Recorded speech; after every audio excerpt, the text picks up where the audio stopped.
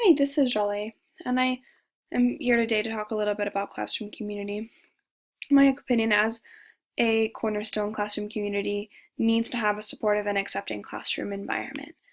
In my classroom in the future, I hope to create this supportive and accepting classroom environment by creating a classroom where our pillars are mutual respect, explicit expectations, challenging by choice, organization of physical space, collaboration and support in failure as a part of the learning process.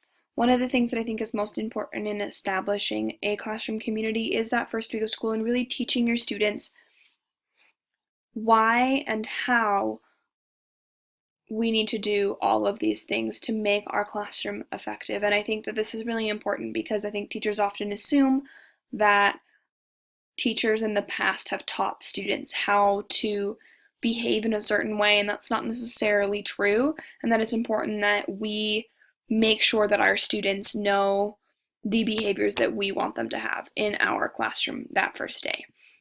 So starting with mutual respect falls under both the social and emotional realms of creating that classroom environment, and this is really focusing on an environment where students do feel respected and safe. And one of the ways that I want to start this at the beginning of the year is really teach about diversity and the importance of acceptance and tolerance.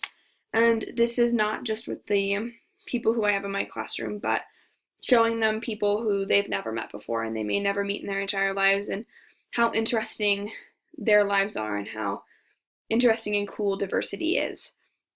Throughout the middle of the year, I plan to supplement this by including diverse materials in all of my lessons whenever possible, and really showing students continually how important it is for us to respect diversity. Next, we have explicit expectations, which falls under social, emotional, and intellectual realms of classroom community, and these are really to create a safe environment and then also to create quality assignments. At the beginning, expectations will be set as a class. These will be set for behavior, but they will be set by me for individual assignments. Through the middle, visual aids and verbal reminders will be used for both types of expectations to really remind students which expectations are applicable at that point in time and what is truly expected of them in every situation. And then at the end, whether it be of an assignment or of the school year, students will be expected to review their performances and really assess how they've met these expectations. And this is really falling under a life skill that students need to have, in my opinion, and that is being able to self-analyze, self-correct, and kind of self-critique themselves. And so my hope is to teach them that through reviewing their expectations. Next is challenging by choice, and this is an intellectual realm idea where students are presented with challenging material and held to high expectations, yet they're provided choices as to how they're presenting their information.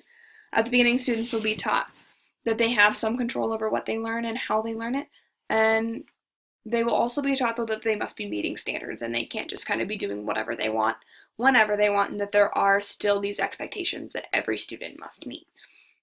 We'll start at the beginning of the year with a lot more structure in these activities. There'll be a lot less choice and a lot more just kind of guidance. And then as we get through the middle towards the end, hopefully students will be able to have a lot more freedom and really be able to fly and do this on their own.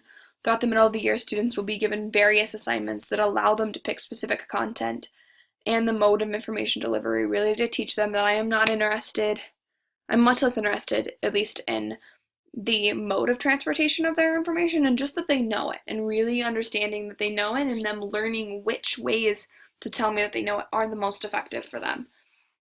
And at the end of the year, we'll wrap up and we'll do a project where each child can represent who they are and what they are interested in through a project, and we'll have a day called the Celebration of Genius where each student gets to really show a little glimpse into what makes them cool and interesting. Next, we have organization of physical space, which is in the physical realm. And this is really just making sure that everything is organized and logical and caters to as many different learning styles as possible. I hope to be organized on the first day of school. This is a little bit out of reach depending on when I get my job, but that would be ideal. And then really adjusting throughout the year and making sure that students know how to properly use all of the realms in the classroom, and then at the end of the year having students then reflect on me and give me feedback as to how I have done and the effectiveness of my setup in the classroom, so then I can adjust it for my future classes and really try and make it the most effective way for a classroom to be organized. Next is collaboration and support, which is emotional, social, and intellectual. And this is really helping students learn how to interact with each other and how to do so respectfully and effectively. And at the beginning, I will teach my students how to collaborate and support effectively. And then throughout the middle of the year, we will really work to create a positive and supporting environment where students feel safe and like they have a place to where they can come.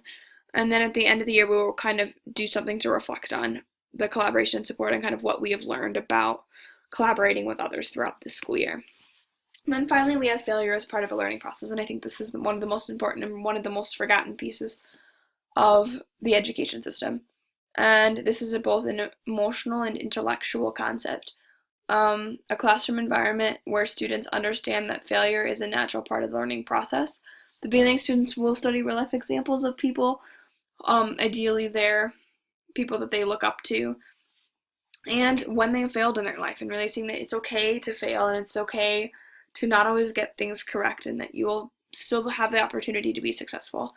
And then the middle students will be supportive of others and help them learn from their failures. And at the end of the year, students will hopefully feel safe failing in class.